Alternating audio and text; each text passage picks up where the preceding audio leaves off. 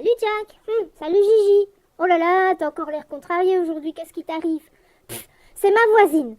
Je l'ai croisée sur le trottoir tout à l'heure, elle est passée à côté de moi, je lui ai dit bonjour, comment tu vas? Et elle est passée, elle regarde par terre, elle a même pas levé les yeux vers moi et elle est passée tout droit sans rien répondre.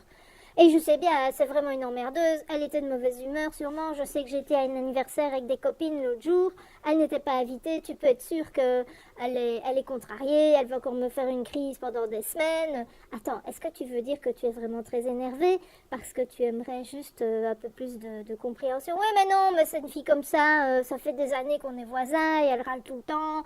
Et puis tu sais, c'est des vieilles histoires, ça n'arrête jamais avec elle. Elle a râlé sur... Wow, Jack, attends, parce qu'il y a trop de mots pour moi. Moi, j'arrive plus à te suivre et je perds la connexion, je n'arrive plus à t'écouter correctement. Est-ce que tu serais d'accord de ralentir un petit peu le rythme parce que ça va trop vite pour moi? Bah oui, j'aimerais bien, mais j'arrive pas. Oui, mais tu vois, Jack, c'est ton mental qui s'emballe en fait.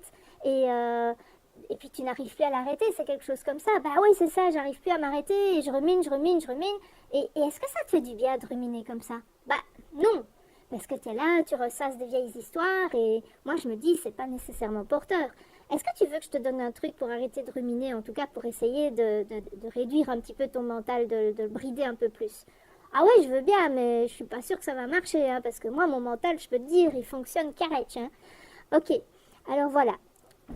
Le truc, Jack, pour imaginer arriver ton mental, c'est d'essayer de te dire, tu imagines que tu es une caméra vidéo, comme si tu étais placé là, dans la pièce ou sur le trottoir, dans ce cas de figure-ci.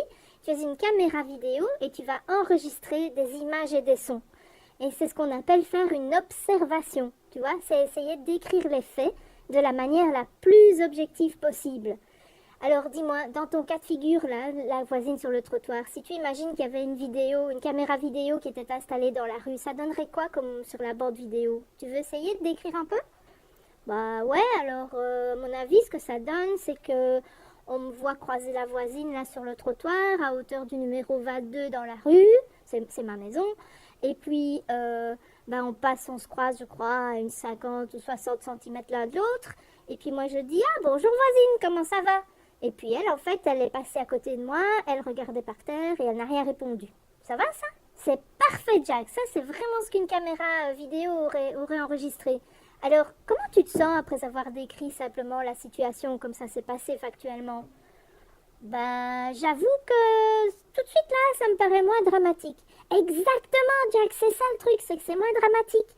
Alors déjà pour toi, ça te fait du bien, parce que ça évite que ton mental s'emballe et que tu partes comme ça à ressasser, à ruminer pendant des heures parfois. Ah ouais, parce que parfois ça dure même des jours, hein. Oui, c'est ça. Donc ça te fait du bien à toi.